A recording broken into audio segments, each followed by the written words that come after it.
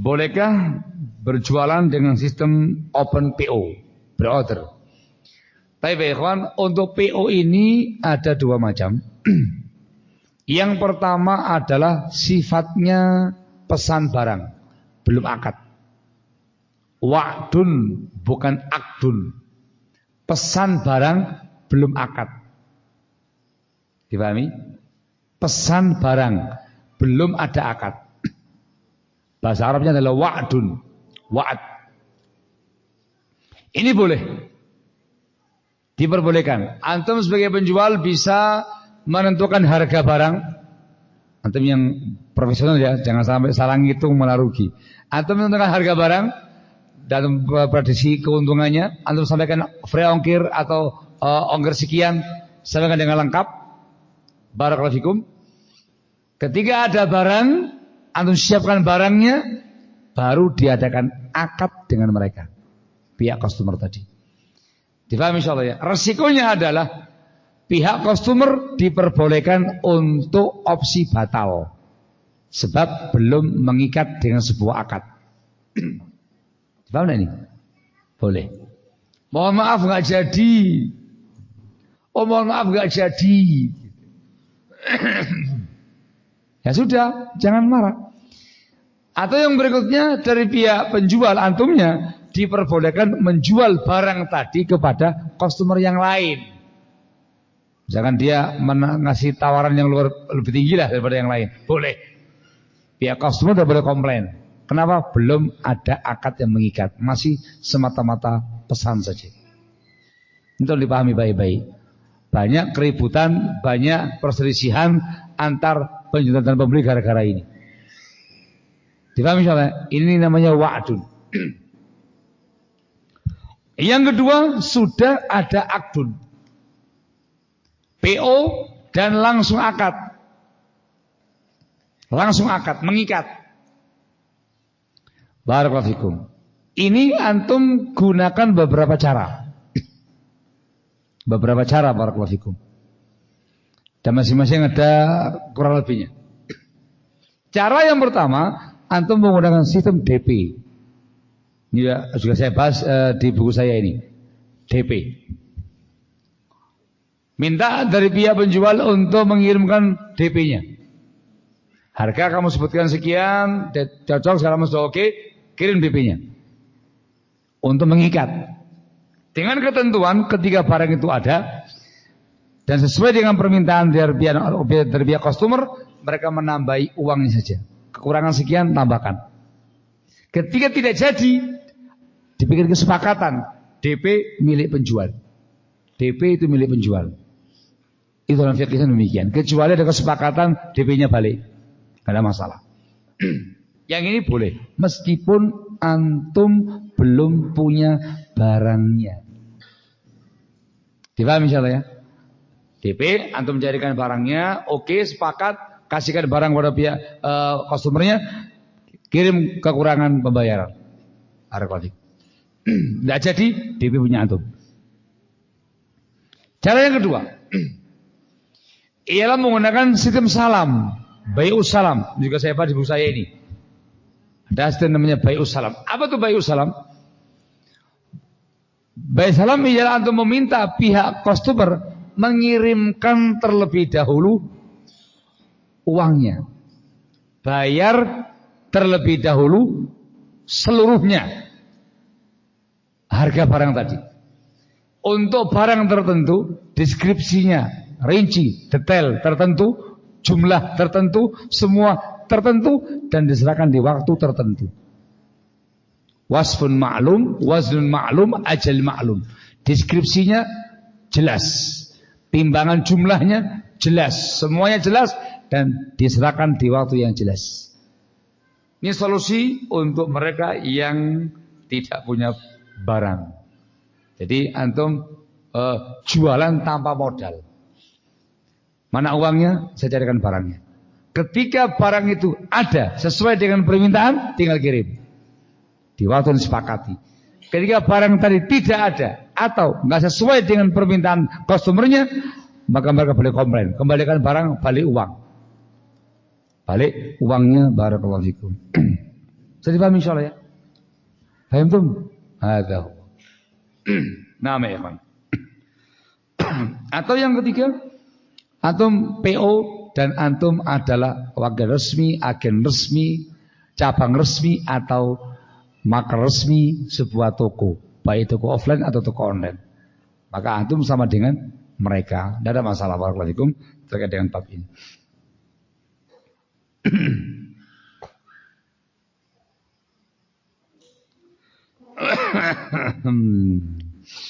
Ya ini, anak tanya apa hukumnya kerja di kantor GoPay, OVOPay atau semisalnya. Kalau yang mereka garap hanya sistem ini saja. Tolong antum resapi bahasa saya. Kalau kantor ini hanya menangani bab ini saja, bab sistem pay saja, nggak ada lagi pekerjaan yang lain, hanya ini saja, syubhat. Karena sistem ini, anak pribadi sampai sekarang meyakini itu sistem pinjam meminjam memang mengandung unsur kemanfaatan, riba korop. Masa iya hanya ngurusi ini aja? Saya mau tanya sama antum, kantor GoPay, kantor OVOPay, masa iya ngurusi ini aja? Ada lagi yang diurusi selain ini? Loh, kok diem aja? Siapa yang tanya ini?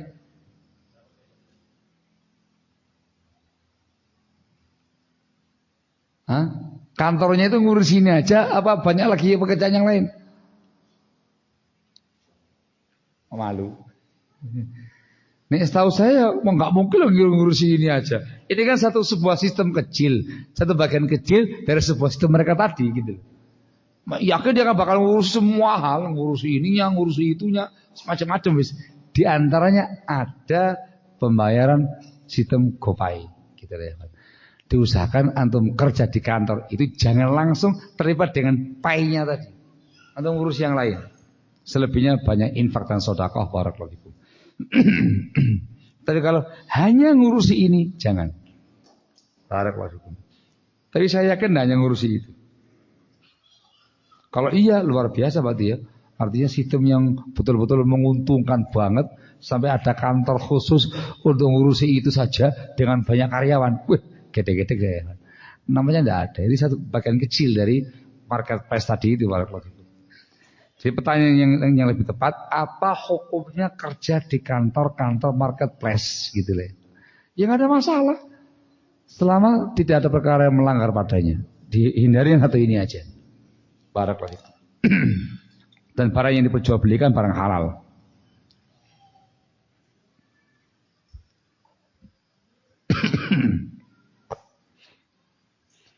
Bolehkah beli barang dengan harga pertama dan jadil?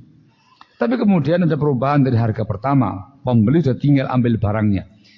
Ini kalau tidak ada kesepakatan sebelumnya, tidak boleh bagi pihak penjual menaikkan barang. Kenapa? Sudah ada kesepakatan harga sekian. Tiba-tiba dia mengambil barang di produsen, distributor, harganya naik. Resiko penjual gagal. Anda kurang profesional. Dipahami ya? Pembeli tidak bisa kamu minta kenaikan harga. Kesepakatan harga sekian. Makanya yang profesional, imam antum tahu harganya. Kalau nggak tahu, dikasih estimasi. Kesepakatan bersama ya, ketika harga ada kenaikan, maka harganya naik. Paham ya? Ini bersifat estimasi, bisa berubah ketika ada kenaikan harga dan segala macamnya. Begitu. Diberikan kesepakatan. Ada kesepakatan, tidak ada masalah bagi pihak penjual meminta tambahan harga kepada pihak customernya. Difahami insyaallah ya? Barakallahu fiik. Hadza huwa. Ini yang dilakukan oleh teman-teman kita yang punya travel umroh itu ya. Umroh haji. Harga ini bersifat estimasi, tergantung biaya ketika tiketnya atau hotelnya atau akomodasinya atau apanya. Menyesuaikan. Betul pas mau berangkat ada kenaikan, minta penambahan dari pihak jamaah, itu nggak ada masalah. Tapi kalau tidak ada kata-kata itu, tidak boleh minta tambahan. Barakallahu fikum. Dipahami insyaallah ya? Ini penting dipahami supaya jangan muncul banyak keributan gara-gara tidak paham fikihnya. Berapa kali saya ditanya orang ribut.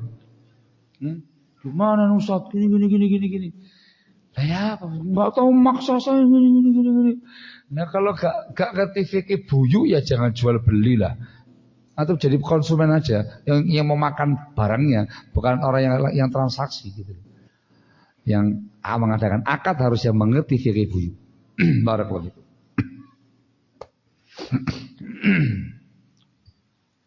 Sampai jam berapa?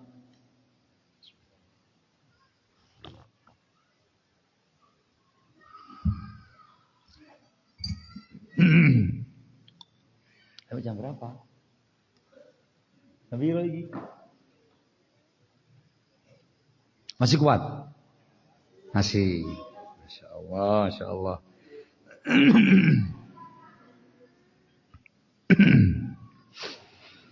Apa hukumnya just tip, jasa titip? Sama aja. Istilah zaman sekarang ini untuk para maklar-maklar yang ada. Ini kan maklar. Paham misalnya ya? Nah, cuman diatur sedemikian rupa dengan sistem gitu lah ya. Nah, ini ada yang konvensional, yang konvensional, ada yang masya Allah gitu. Sama just tip, jasa titip. Nah, ke apa misalkan restoran apa gitu, atau apa namanya market apa gitu. Pesen barang ini langsung sudah. Semua sekian, just tipnya sekian. Udah, barang diantar, uang dikasih, atau transfer uang, barang dikirim. Secara umum tidak ada masalah, sama kayak tadi pembahasan masalah jasa. Barakallahu fikum. Paham misalnya, hindari hal-hal yang diharamkan, entah barang haramnya, atau semisal yang tadi dibahas yang masih syubhat tadi ya. Ini sama dengan maklar. Tapi namanya beken. Antum apa pekerjaannya? Just tip. Saya titip. Nah, mau bilang saya maklar desa tenan. Just tip. Nah, ketika ini dimasukkan dalam sebuah sistem tadi, sebuah sistem, maka sama dengan pembahasan tadi itu ya. Para klasik. Bagaimana cara pembayarannya dan segala macamnya disamakan dengan poin-poin yang dijelaskan tadi para klasik.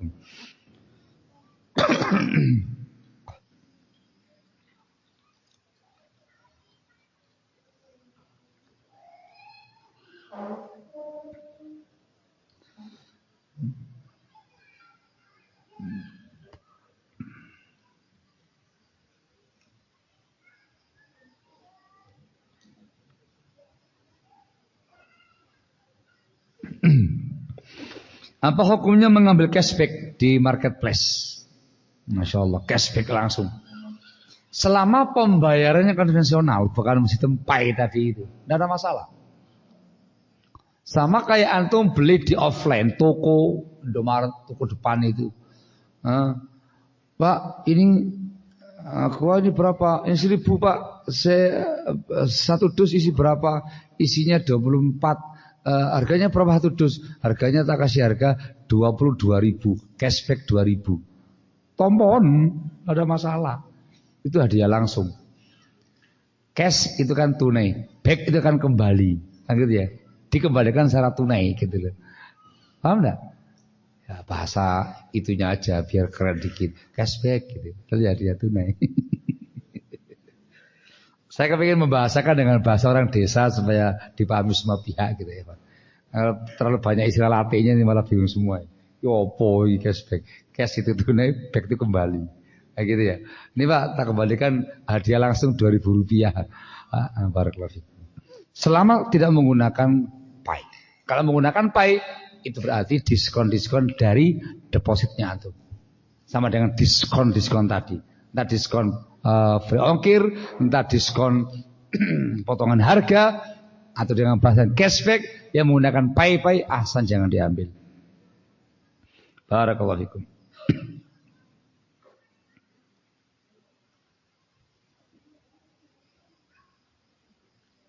Ya Allah, ya Allah. Nah ini jadi masalah ya. Sebagai penjual terkadang untuk bisa gratis ongkir di tokonya, si penjual harus verifikasi dengan cara foto selfie KTP, eKTP. Apa hukumnya itu? Ya, jadi syubhatnya kan di sini gitu ya. Kalau itu apa ya, semacam untuk kayak dokumen tertentu yang mengharuskan sih nggak ada masalah. Sebagai ulama membolehkan seperti itu. Tapi kalau semata-mata untuk supaya gratis ongkir, itu kan hal-hal yang tidak darurat gitu ya, karena yang maksud. Gini-gini syubhatnya para ulama. Ya sudah, antum gimana cara antum untuk nyiasat ini semuanya ya, Pak. Yang bisa antum bayangkan nanti perempuan tampilkan KTP-nya. Ya apa? Gambar perempuan. Ketika tidak ada kondisi darurat itu nggak boleh para ulama.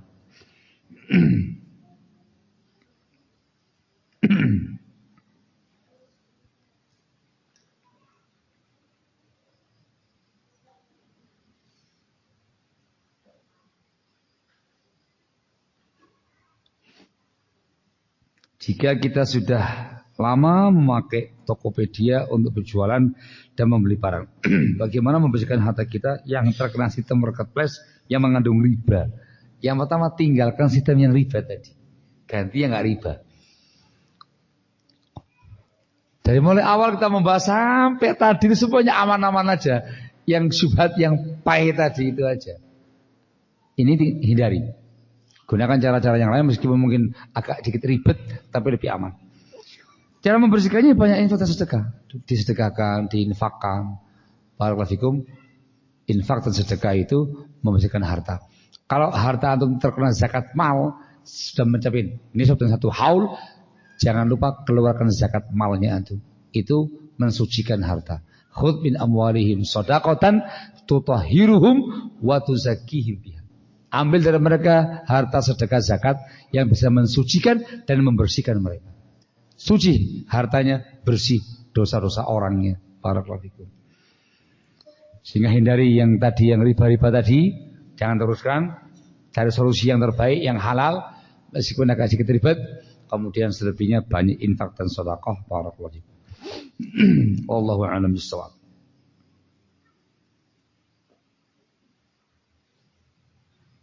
Apa bisa menggunakan sistem pay tapi tanpa diskon? Bisa enggak? Ini berandai-andai atau real ini? Bisa. Pakai pay tapi tanpa diskon. Ada yang bilang bisa itu, bisa enggak? Katanya bisa. Gimana? Ya kembali kepada sistem yang yang konvensional. Artinya ada pilihan kan gitu ya. Bisa menggunakan pembayaran yang menggunakan sistem pay atau yang non pay kan gitu. Non pay ya normal nggak ada diskon. Ya pakai non pay gitu. Tapi menggunakan sistem pay nggak pakai diskon. Nah, ada sejarah itu mesti dikasih diskon. Itu iming-imingnya di situ. Pay tapi tambah diskonnya nggak mungkin. Makanya menggunakan sistem pembayaran yang lain. Saya membaca di internet itu ada 7 cara pembayaran di marketplace. 6 poinnya aman semua. Yang sebutkan yang e-walletnya itu. Dia kan pasti banyak pilihan gitu loh. Cari pilihan tadi. Meskipun yang mungkin kurang cepat atau gimana, yang penting aman. Barakallahu. Wallahu a'lam bishawab. Gimana? Ya.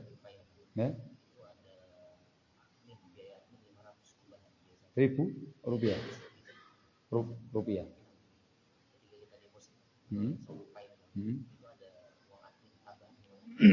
500 rupiah. Yang temukan apa dengan? Apakah dengan uang ini kemudian dikumpulkan untuk ngasih diskon kepada pihak customer? Kalau biaya admin sih nggak ada masalah. Tadi kan saya katakan ketika mereka meminta biaya admin itu nggak ada masalah. Dia mereka ini maklar, boleh-boleh aja. Yang dibahaskan terkait dengan kita ada deposit uang kita di situ, tapi mereka ngasih kita hadiah gitu. Dari apa ini? Yang itu yang dibahas tadi Pak Rafi.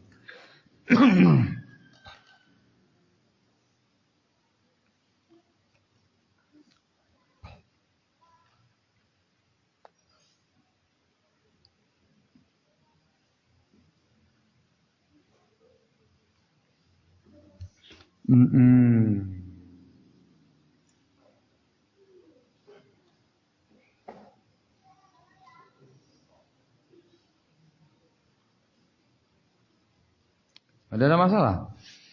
Bagaimana sistem seperti ini? Si A penjual atau pemilik barang, si B resellernya, si C customernya, si B beli lewat si C customer beli lewat reseller tadi.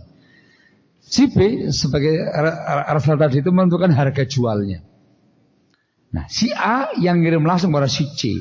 Si B tahu kondisi barang dan segala macamnya. Apa hukumnya? Tidak ada masalah. Selama si B tadi resmi pihak A. Dia sebagai reseller resmi dari pihak pemilik barang tadi. Tidak ada masalah.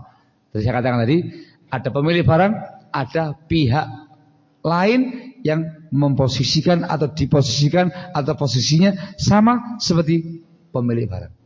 Tadi kan saya bahasakan agen, wakil. Kalau dalam dunia kan ada distributor, turun lagi agen besar, turun lagi reseller, marketer, itu kan istilah saja. Gitu.